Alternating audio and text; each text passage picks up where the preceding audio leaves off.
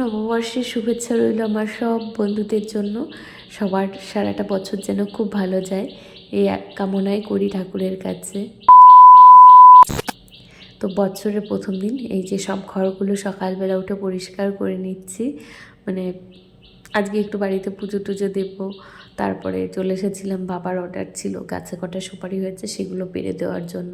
তো সকালবেলায় যে ছাদে চলে এসেছি, ঘর বাড়ি সব পরিষ্কার করা হয়ে গেছে। এবার বাবার কাজটা করে দিই।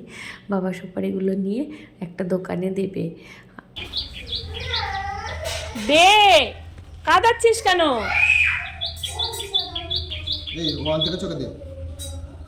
দাও পাপা, এসো।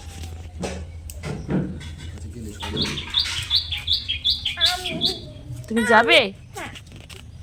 পরো, দুটো পরো, তাড়াতাড়ি পরো। রাখো নিচে। হ্যাঁ,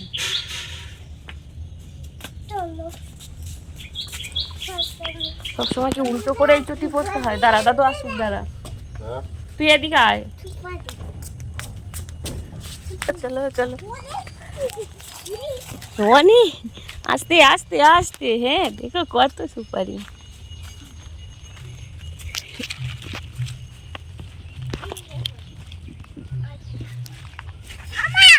চটি উঠেছে তো। ওই দেখো কত সুপারি, দেখো সব নাও। হ্যাঁ হ্যাঁ, নাও।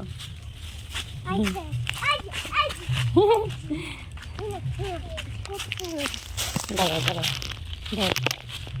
দাঁড়াও, সব সুপারি দাও।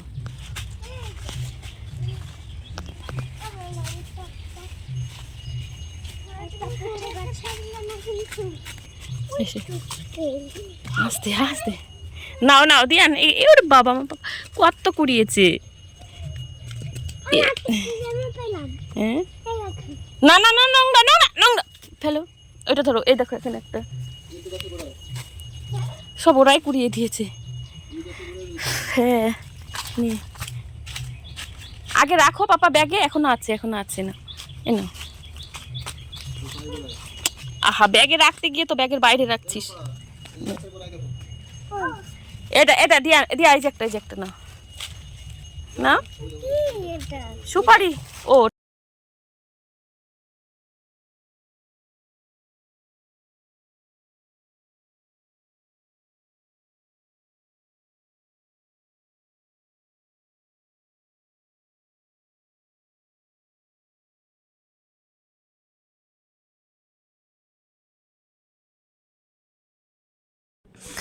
বাঙালি যেহেতু, বছরের প্রথম দিনটা তো একটু ভালো মন্দ খেতেই হবে।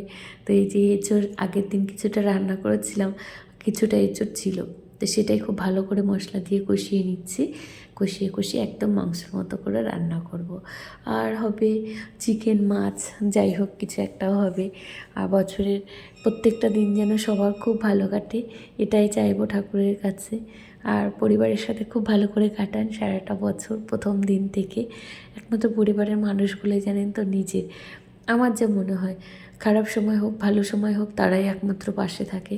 মানে ভালো সময় হয়তো বন্ধুবান্ধব অনেক থাকে, খারাপ সময় তাদেরকে অনেককেই হয়তো পাবেন না, হাতে গোনা কয়েকজনকে পাবেন।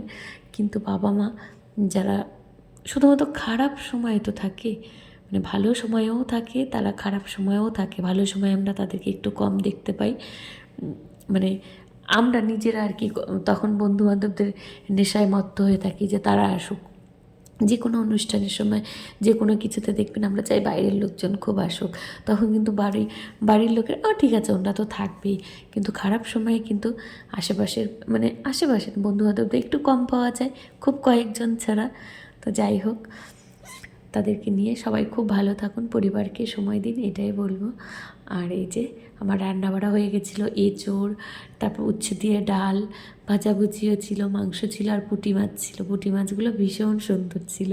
আমি তো মাছ মাংসের থেকে মনে হয় কি এই ছোটো ছোটো মাছগুলো খেতে আমার অনেক বেশি ভালো লাগে। তো এই যে সবার জন্য ভাত বেড়ে নিয়েছি, বাবা এখানে খাবে, আমরা পাশের ঘরে খাবো, মানে নিচে নিচে বসে খাবো আর কি। দিয়ার না টেবিলে বসে অতটা ভালো খেতে পারে না। আর আজকে যেহেতু পয়লা বৈশাখ, ভাবছিলাম সবাই একসাথে খাবো, তো তাই জন্য এই যে নিচে সবাই মিলে বসে পড়েছি। তো খেয়ে দিয়ে আজকে আবার যাবো মেলায়। তো বিকেল হয়ে গেছিলো, স্বপ্নাদি চলে এসেছে। স্বপ্নাদিকেও বলছিলাম চলো মেলায় যাই, কিন্তু স্বপ্নাদি যাবে না। তাহলে আমরা সবাই রেডি হয়ে গেছি। আমাদের পাশেই, একটুখানি পাশে বাগনাপাড়াতে পয়লা বৈশাখে মেলা হয়, তো ওই মেলাতেই যাব। এই যে মাম্মাম আর আমি যাব সাইকেল নিয়ে, আর ওর পাপা দিয়া আর দিয়ানকে নিয়ে মানে পেছনে আসবে। তো আমরা একটু আগে আগে বেরিয়ে পড়েছি। আর এই মেলাটা না একটু হালকা ফুলকা হয়, আমি কোনো দিন আসিনি, দেখেছি এর আগে যে স্টেশনের পাশে এরকম বড়ো একটা মেলা হয়। তা আজকে চলেই এলাম শেষ অবধি। বিয়ের কত বছর, 11 বছর হয়ে গেছে, 12 বছর হবে আর কদিন পরে। সামনে জুলাইতে আমাদের বিবাহবার্ষিকী, যদিও আমরা কোনো দিন করি না, তবু ভালো লাগে। তো এই যে গণেশ ঠাকুরটা অনেক বড়, কিন্তু ক্যামেরাতে অতটা ভালো করে বোঝা যাচ্ছে না। আর এই যে মেলা বসেছে স্টেশনের পাশে, তো মানে খুব যে ভিড় হয় সেটাও না, আবার খুব যে হালকা সেটাও না। আর অন্যান্য মেলার থেকে দেখলাম এই মেলাতে না সব জিনিসপত্রের দাম একটু হলেও কম। যেগুলো 40 টাকাতে অন্য দোকানে পাওয়া যায়, এখানে দেখলাম সেগুলো 30 টাকা এখনও আছে। তো এই যে এখান থেকে মাম্মাম একটা এগুলো নিয়ে নিল, আয়নার চিরুনি, 20 টাকা নিয়েছে। ওদের ছোটো জিনিস, ওর মানে দেখেই পছন্দ হয়েছে, প্রথমে বলছে যে ওটা নেব। আর এই যে চলে এসেছে ওরা, ওরা অবশ্য আমাদের একটু পরেই এলো। আর এখানে না মাইকের অনেক গান বাজছে তো মেলাতে, যার জন্য দেওয়া যাবে না, তাহলে হয়তো কপিরাইট চলে আসবে। আর এই যে ফুলের বাগান, দেখে মনে হচ্ছে না পুরো আসল ফুলের বাগান। আমার না ফুল গাছ দেখতে ভীষণ ভালো লাগে, কিন্তু বাড়িঘর একদম গোছানো নেই, তো এখন আর অতটা কিনছি না, যেগুলো কেনা আছে সেগুলোই গোটানো রয়েছে।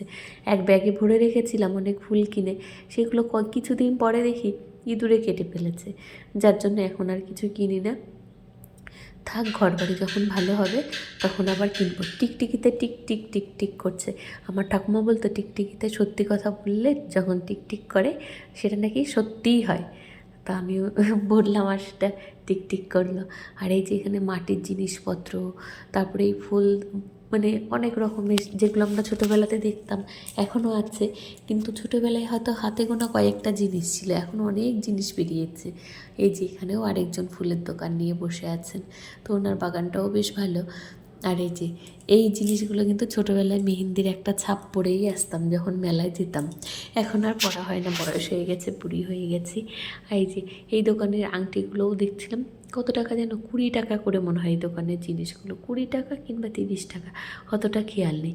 আর মেলায় আসবো ছেলেমেলে কান্না করবে না, সেটা কখনো হয়? এই দোকান থেকে বসে আমরা সবাই এগরোল খাচ্ছিলাম। আর দিয়া তো মেলাতে গেলে শুধুমাত্র দুটো জিনিস দেখতে পাই, নেল পালিশ আর লিপস্টিক। আর মেলার লিপস্টিক তো ভালো থাকে না, কিছুক্ষণ কান্নাকাটিও করলো কিনে দেওয়ার জন্য, কিনে দিইনি। বাড়িতে অনেক লিপস্টিক এমনিতেই রয়েছে, যদিও আমরা মেকআপ টেকআপ কিছুই করি না। সেই 2 বছর আগে কিনেছিলাম মেকআপের জিনিসগুলো, এবার দেখলাম কি সেগুলো সব এক্সপায়ার ডেট হয়ে গেছে, তো সেগুলো আবার ফেলে দিতে হবে। তো এই যে এখানে সবাইকে বলছিলাম চলো আমরা একটা ছবি তুলি, তো তাদেরকে দাঁড় করানো তো খুব কষ্টকর। এবার চলে এসেছি মানে ব্যাগের দোকানে, একদম বেরিয়ে যাব এক্ষুনি, বাইরে চলে যাব। তো তার আগে এই দোকানটা একটুখানি দেখছিলাম, কিনিনি। ব্যাগগুলো দেখতে বেশ ভালো লাগছিলো, 100 টাকা করে দাম মাত্র। আর রোডে কি ভিড় দেখুন রাতের বেলা, বাপরে বাপ, এর মধ্যে দিয়ে সাইকেল নিয়ে যাওয়া খুব কষ্টকর। তো হেঁটে হেঁটে যে গেটটা পার করছিলাম, রেল গেটটা পার করে ওপারে গিয়ে আমরা চলে যাব।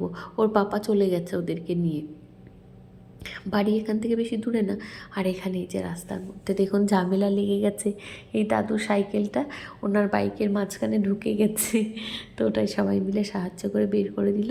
আর বাড়ি এসে আবার এসেছি হালখাতা করতে, এই যে সোনার দোকানে। আর এখান থেকে মাম্মামকে আবার নিয়ে এসেছিলাম ডক্টরখানায়, ওর মুখে এই যে ঠোঁটের পাশে ভিটামিনের অভাবে যে ঘাগুলো হয় তারই একটা হয়েছে। তো এখান থেকে এখন ওষুধ নিয়ে তারপর যাব। বছরের প্রথম দিনই চলে এসেছি ডাক্তারখানায়, যেটা একদমই ঠিক না, জানি না হয়তো কুসংস্কার। কিন্তু তারপরে যে রাতের খাবার দাবারে ছিল রুটি আর মাংস আর একটুখানি এঁচোড়ের তরকারিও নিয়েছিল। আর রাতের আকাশে ওই যে দেখুন চাঁদটা কত বড়, কি সুন্দরই না লাগছে। তো চলুন আজকের মতো ভিডিওটা এখানেই শেষ করছি। সবাই খুব ভালো থাকবেন, সুস্থ থাকবেন, দেখা হবে পরের একটা নতুন ভিডিওতে খুব তাড়াতাড়ি। এই যে এগুলো সকালবেলা খেতে হবে না, তাই রাতের বেলা সব ভিজিয়ে রেডি করে রাখলাম। তো ভালো থাকবেন সবাই, সুস্থ থাকবেন।